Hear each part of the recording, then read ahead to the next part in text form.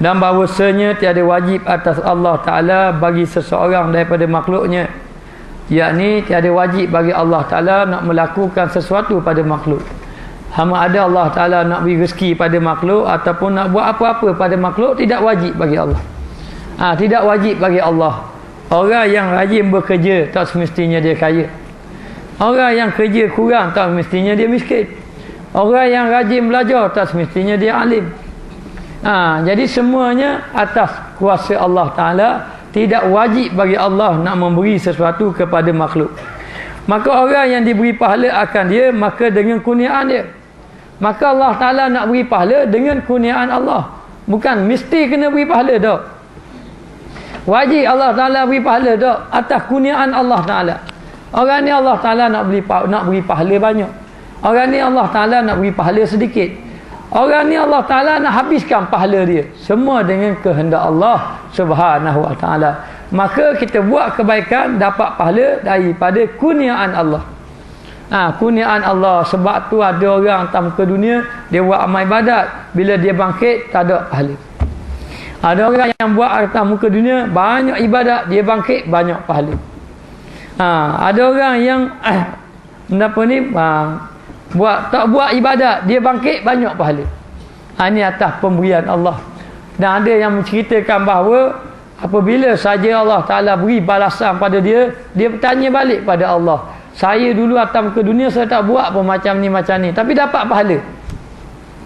Allah Ta'ala kata, kamu ada meniatkannya, tak buat tapi niat je nak buat, maka dapat pahala. Maka pahala inilah dengan kurniaan Allah. Maka pahala ni macam mana? Allahu alam. Ada ulama mengatakan pahala ini dijisimkan, seperti nampak seperti bukit, seperti gunung dan sebagainya. Ada ulama kata tidak dijisimkan tetapi ditimbang, dan bila berat saja amalan, maka dengan rahmat Allah akan dimasukkan ke dalam syurga. Maka bagi orang yang beriman, dia sangat kejar pahala, kerana pahala inilah yang menyelamatkan dia di negeri akhirat. Dengan ada pahala, dapat rahmat Allah Ta'ala. Maka sahabat-sahabat Nabi, dia kejar pahala macam dia kejar harta zaman kita. Gitu lebih kurang. Sebab tu siapa yang boleh cari pahala, dia kejar pahala, cari pahala macam dia cari harta. Itu bagus.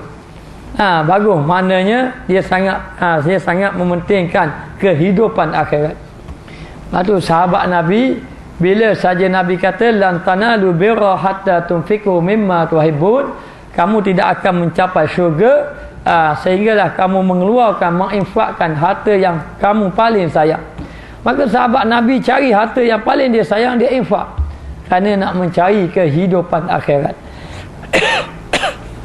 Dan orang yang diseksa, maka dengan adilnya, dan Allah Ta'ala menyeksa orang-orang yang mendurhaka disebabkan keadilan Allah. Allah Ta'ala sekali-kali wa ma rabbuka bizzallamin lil abid. Allah Ta'ala sekali-kali tidak menzalimi hamba dia, tetapi hamba dia yang menzalimi diri mereka sendiri dengan melakukan perkara-perkara maksiat, perkara-perkara mungkar, engkar kepada perintah Allah Ta'ala, maka diazab oleh Allah Subhanahu Wa Ta'ala. Bagi orang yang beriman pada Allah, kalau dalam hati ada iman, walau sikit pun ada iman. Sikit selagi mana? Walaupun seberat zarah, ada iman dalam hati dia, ada lagi kepercayaan terhadap Allah, dia akan dikeluarkan balik daripada neraka setelah dibakar, setelah diazabkan. Ini bagi orang yang beriman kepada Allah. Dan Allah Ta'ala Maha Adil. Maha Adil melakukan sesuatu dengan keadilan Allah Subhanahu Wa Ta'ala. Dan bahawasanya tuntutnya disuruh mengerjakan taat, dan Allah Ta'ala suruh kita melakukan ketaatan kepada dia. Sebagai orang yang beriman, kita kena kata sami'na wa ata'na, kami dengar dan kami taat. Dengar perintah Allah dan kami taat, yakni kami melaksanakan segala perintah Allah Subhanahu Wa Ta'ala. Wajib atas segala makhluk, yakni wajib atas orang-orang yang beriman, atas orang mukallaf.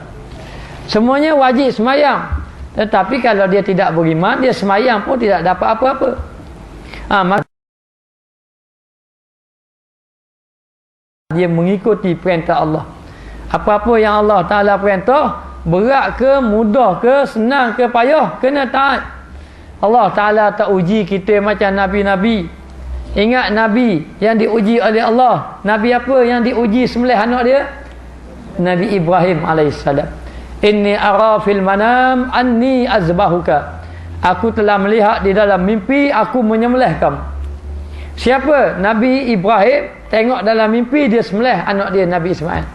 Ini wahyu daripada Allah. Wahyu datang ni beberapa cara. Yang pertama, cara melalui kedatangan malaikat Jibril pada Nabi. Yang kedua, wahyu datang melalui suara yang Nabi dengar. Yang ketiga, wahyu datang melalui mimpi. Jadi di antaranya Nabi Ibrahim datang melalui mimpi bahawa dia diperintah sembelih anak. Kita tidak diperintah sembelih anak, kita diperintah sembelih lembu. Betul lah, sembelih lembu. Perintah sembelih lembu. Jadi Allah Ta'ala beri ringan dah. Nabi Ibrahim taat kepada Allah. Tak kira lah sembelih anak, sembelih.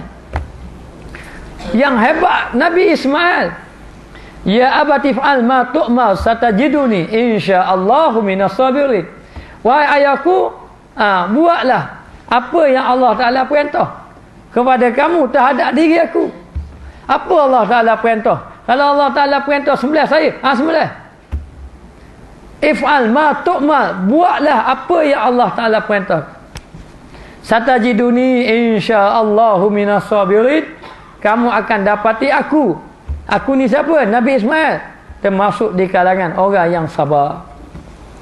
Termasuk di kalangan orang yang sabar. Maknanya sabar. Sehingga kan Nabi Ismail mengarahkan ayah dia supaya ikat dia tangan dan kaki dan sembelih dia dengan menggunakan pisau yang tajam. Tujuan dia supaya dia tidak lari apabila menahan kesakitan di sembelih. Ni nak beritahu taatnya kepada Allah, taat kepada Rasul. Jadi nak beritahu sebagai orang yang beriman kena taat apa yang Allah Ta'ala perintahkan kepada kita. Ini tanda kita beriman. Maka diwajibkan atasnya yakni wajib mengerjakan taat seperti semayang 5 waktu dan sebagainya. Dan barang yang datang atas lidah yang mendatangkan syarak sallallahu alaihi wasallam, yakni Nabi Muhammad sallallahu alaihi wasallam. Apa-apa yang didatangkan daripada Nabi, wa ma atakumur rasul fakhuzuhu wa ma nahakum anhu fantahu. Apa-apa yang didatangkan daripada Nabi, kamu ambil belaka. Dan apa-apa yang dilarang daripada Nabi, hendaklah kamu tinggalkan dia. Maka ambil daripada lidah yang mendatangkan syarak, yakni daripada lidah Nabi sallallahu alaihi wasallam. Dalam pekerjaan akhirat, yakni berkaitan dengan urusan akhirat, apa yang Nabi perintah kena buat, apa yang Nabi cerita kena percaya. Nabi cerita kita kena percaya. Kita orang yang beriman. Sebab tu awal-awal lagi ayat dia kata alladzina yu'minuna bil ghaib. Yakni orang yang bertakwa adalah orang yang percaya perkara ghaib. Maka apa-apa yang Nabi datangkan mengenai ibadat, mengenai akhlak, mengenai akhirat, mengenai keimanan, maka wajib bagi kita beriman kepadanya dengan arti kata meyakini, mempercayai apa yang didatangkan daripada Nabi Muhammad sallallahu alaihi wasallam. Jangan jadi seperti puak-puak musyrikin Mekah yang mempermain-mainkan Nabi apabila Nabi menceritakan tentang Islam. Nabi cakap bab semayang, Nabi cakap tentang akhirat, mereka mempersenda-sendakan. Mempersenda-sendakan Nabi. Maka dia kata seperti syurga. Nabi menceritakan tentang syurga, ada nikmat yang begitu banyak di dalam syurga. Tajri min tahtihal anhar. Dalam syurga tu ada sungai yang mengalir. Sungai yang mengalir ni dapat kita minum. Ada air dalam syurga, air warna putih. Ada air biasa yang cukup sedap. Ada air madu yang lebih sedap daripada air madu atas muka dunia. Dan ada air arak. Air arak lebih sedap daripada arak yang ada atas muka dunia. Jadi Allah Ta'ala sediakan nikmat yang begitu banyak. Sebab tu ada seorang hamba Allah, dia masuk syurga orang yang last sekali, orang yang kemudian sekali. Maka bila dia masuk dalam syurga, Allah Ta'ala pun selahkan syurga untuk dia. Dia pun tengok Allah banyaknya nikmat, banyak nikmat. Maka Allah Ta'ala pun tanya, kamu sangka ni syurga siapa? Dia kata ni bukan orang saya, orang ni orang hebat-hebat, tunjuk orang saya. Dia nak tunjuk. Allah Ta'ala kata orang ni orang komang kali, orang ni orang mu. Orang mu. Kejut dia. Lepas tu Allah Ta'ala tunjuk lagi orang lain. Allah nikmat lagi. Sebab tu duduk dalam syurga nikmat senikmat-nikmat. Duduk dalam neraka azab seazab-azabnya. Wal'iyadzubillahi min zalik. Satu kumpulan masuk syurga, satu kumpulan masuk neraka. Masuk syurga hak macam mana? Masuk syurga ni orang hak beramal, beriman dan beramal soleh. Beriman ramai boleh beriman, tapi satu lagi beramal dengan amalan yang soleh. Mana ramai ahli syurga dengan ahli neraka. Wa aktsaruhumul jahilun, kebanyakan mereka itu jahil. Wa aktsaruhumul fasikun, kebanyakan mereka itu fasik, buat dosa dan sebagainya. Mana-mana banyak orang masuk syurga yang masuk neraka. Mana banyak masuk neraka lebih ramai. Orang kafir masuk neraka khalidina fiha abada, kekal selamanya. Orang beriman pula, yang ada orang beriman bagi pula, ada masuk neraka, ada masuk syurga. Yang masuk syurga ni sedikit saja. Siapa yang beramal soleh? Cuba beri contoh amal soleh. Di antaranya mari gak hujan-hujan mari. Amal soleh lah ni. Mana hujan-hujan ngarung air pun mari. Mananya ngatuk mata pun mari. Ni amal soleh. Mayam berjemaah amal soleh. Subuh-subuh warna-warna pun turun juga subuh. Ini semua amal soleh. Termasuk dengan masuk korban amal soleh juga. Baik. Maka dia kata di sini seperti syurga. Maka Nabi pun cerita tentang syurga, tentang nikmat-nikmat syurga. Sehingga kan sahabat Nabi tak sabar-sabar nak masuk syurga. Satu hari ada seorang sahabat Nabi, dia suka main kuda. Sikit-sikit dia gosok kuda dia. Kuda sama dia panggil. Kuda, main kuda. Nabi pun kata, dia kata kamu ni suka main kuda, dekat negeri akhirat ada kuda lagi. Lebih cantik daripada kuda macam ni. Kuda dekat negeri akhirat ada sayap. Kuda dekat negeri akhirat ada sayap.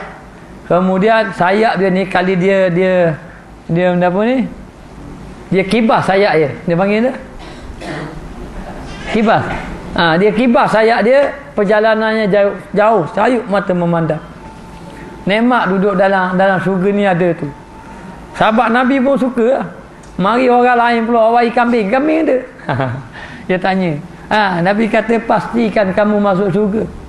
Kamu masuk syurga. Lepas tu orang lain pula tanya lagi orang lain.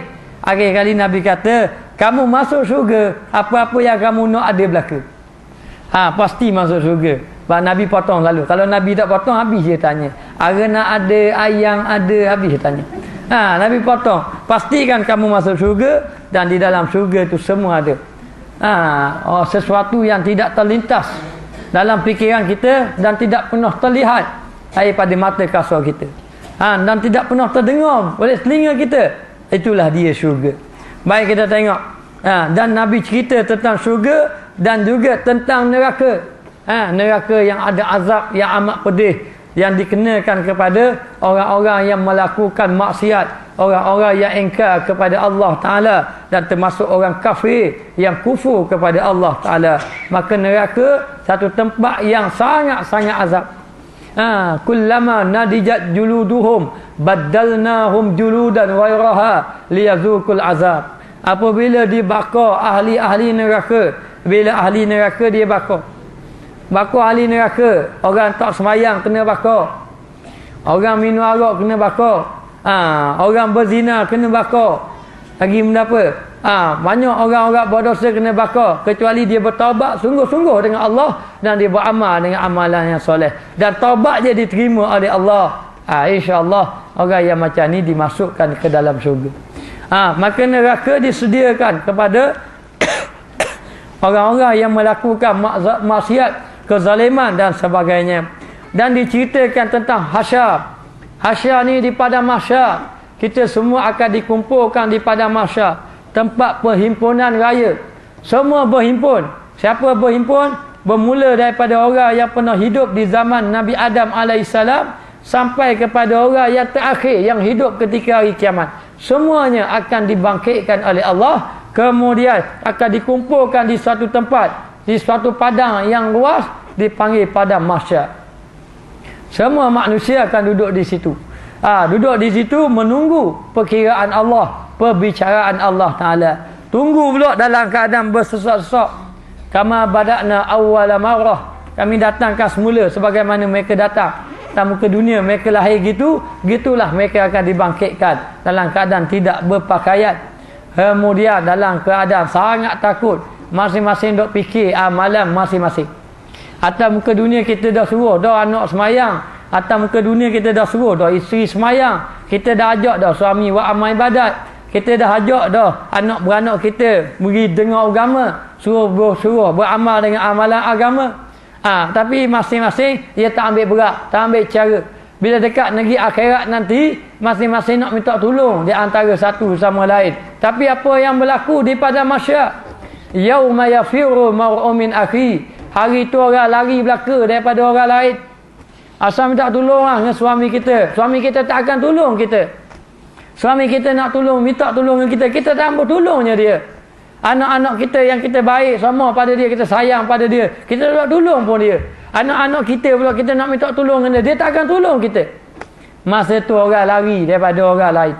Tak ada dah fikir dah benda-benda lain. Kita bawa diri kita, isteri kita bawa diri dia. Lepas tu orang lain pun bawa, anak-anak kita pun bawa, masing-masing ketika itu. Di mana? Di padang mahsyar. Dah ingat di padang mahsyar ketika itu ada api yang menyala-nyala duduk depan mata kita. Ada pula matahari duduk atas kepala pula. Kemudian berasap-asap pula. Ada orang yang lemah dalam lautan peluh mereka masing-masing. Duduk dalam keadaan sangat takut. Kalau duduk takut sekejap tak bergerak, beribu-ribu tahun. Kurang-kurang pun 500 tahun.